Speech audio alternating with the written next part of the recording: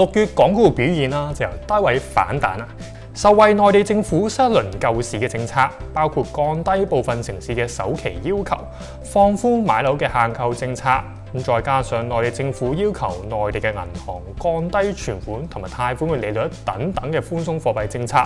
希望透過種種嘅支持措施，進一步舒緩內房融資嘅情況。同一時間咧，希望增加市民嘅買樓意欲，刺激當前嘅經濟狀況。另外啦，由於外圍嘅股市都做得非常之唔錯，特別係美股、歐股同埋日股啦，都破咗近期嘅高位。喺投資氣氛轉好嘅情況底下，港股嘅表現啊，都因為咁而有正面嘅影響嘅。雖然內地政府喺短期內再次推出新嘅刺激經濟政策，反映住內地經濟狀況依然比較弱。不過從好嘅角度分析，亦顯示中央政府對重振經濟嘅決心同埋重視。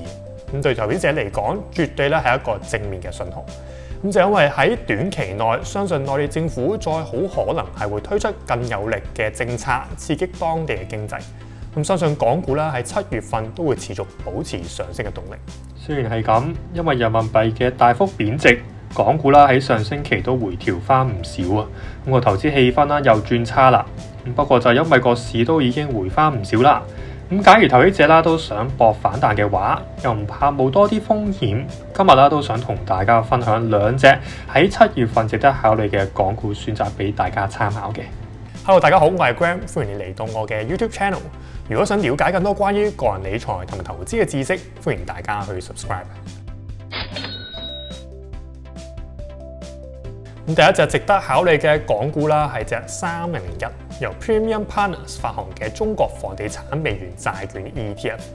換言之啦，投資者只要買入呢一隻 ETF 就可以投資喺一籃子由唔同內房發行嘅美元債券啦。自從上年內地政府向中國房地產市場實施唔同嘅監管政策，都令到成個行業啦都面臨好大嘅衝擊。而喺經歷咗今次嘅危機，咁又大大小小嘅房地產商都已經係出現資不抵債嘅情況。喺債券到期之後啦，咁內房企業因為冇錢還唔到錢俾呢啲債券持有人，令到好多內房嘅債券係違約咗嘅。可想而知，呢一隻主要投資喺內房債券嘅 ETF 啦，都因為呢一次內房嘅問題，令到佢嘅股價累積咗唔少嘅跌幅嘅。以3001呢一隻 ETF 嘅成立日期開始計起啦，咁呢一隻嘅 ETF 係跌咗超過60成咁多。不過從近期推出嘅政策都可以見到，內地政府繼續主要啦都係想集中救呢個內房，推出相關嘅維穩政策同埋刺激嘅措施，希望啦係谷下各房地產市場。呢一方面啦都會對內房企業發行嘅債券啦有短暫性嘅刺激，債券嘅價格啦都好可能會有明顯嘅反彈嘅。而如果投資者係想短線捕捉呢一個反彈浪嘅話，咁呢一隻 ETF 啦係一個唔錯嘅選擇。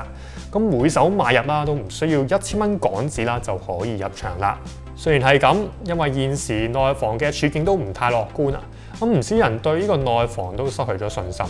而近期嘅政策都未必會令到成個內房市場起死回生，政策只可能有短線支持嘅作用。所以投資喺呢一隻 ETF 嘅風險都非常之大，投資者啦要非常之小心，只能夠做短線嘅部署。根據基金公司提供嘅資料，目前呢一隻 ETF 啦總共係持有38張債券嘅，大部分啦都係一啲大型內房企業嘅債券為主啊。其中主要嘅持倉包括有路勁啦、碧桂園、龍湖同埋綠城等等1、2線嘅房地產商發行嘅債券。再仔細睇 ETF 組合嘅資料啊，可以見到3001呢一隻 ETF 嘅債券組合平均存續期係1.5年，而平均嘅評級啦係 Ba2，屬於係高息債券嘅評級。呢一隻 ETF 啦，每一季會派一次息嘅，而現時嘅收益率啦接近派緊成呢個10厘息嘅。不過正如頭先都提到啦，由於內房債券市場太過波動，如果對呢一隻 ETF 有興趣嘅話，投資者啦應該以短線嘅操作為主。好，嚟到第二隻7月份值得考慮嘅港股選擇啦，會係一啲內地嘅科網企業。不過喺咁多隻入邊啦，騰訊700啦會係我嘅首選啦。因為根據目前一紮嘅內地龍頭科網股嚟講啦，騰訊嘅業務啦係最為獨特，面對嘅競爭啦都相對比其他科技公司少嘅。咁就例如以內地嘅網購平台為例啦，咁目前嘅競爭都依然非常之激烈。阿里巴巴9988、京東9618同埋拼多多啦，一直都喺度打緊呢個價格戰，不斷使銀紙推出唔同嘅補貼計劃，刺激多啲人啦用佢哋嘅平台買嘢啊！咁喺不斷使銀紙嘅情況之下，咁相信喺短期內好難可以賺到可觀嘅盈利啊！另外一隻科網股美團3690啊，咁雖然基本上已經係壟斷咗成個內地嘅外賣行業啦，咁但係大家都知做外賣嘅利潤都非常之低，而疫情嘅緩和啦，亦影響咗佢哋嘅外賣業務生意。而美團呢一個主要嘅業務啦，係同旅遊業相關啊。不過目前疫情之後嘅報復式旅遊紅利啦，已經大致消除，咁所以就咁睇美團嘅業務啦，都唔會特別好得去邊。唯獨係騰訊嘅業務係較為穩妥嘅一隻。咁無論係遊戲業務定係旗下微信等等嘅社交媒體廣告嘅收益，都較為有壟斷嘅成分，而且利潤啦都相對比其他嘅科網企業高。咁所以我揀嘅話啦，我嘅首選都會係隻700騰訊嘅。相比起其他嘅內地科技股，咁騰訊喺年初至今嘅股價表現都算係最平穩嘅一隻。由年初至今按年上升接近9%，咁同其他科網股例如3690美團或者係9618京東，分別跌咗22.5% 同埋31%，有極大嘅差別。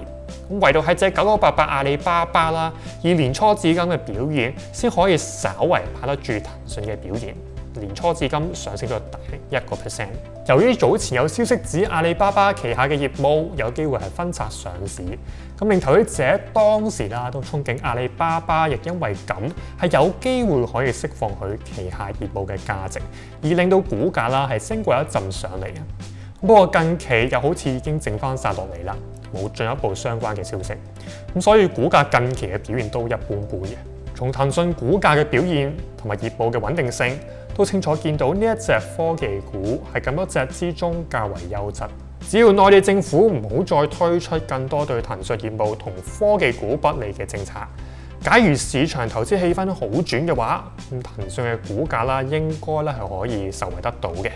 好，咁今日啦都分享咗我對3001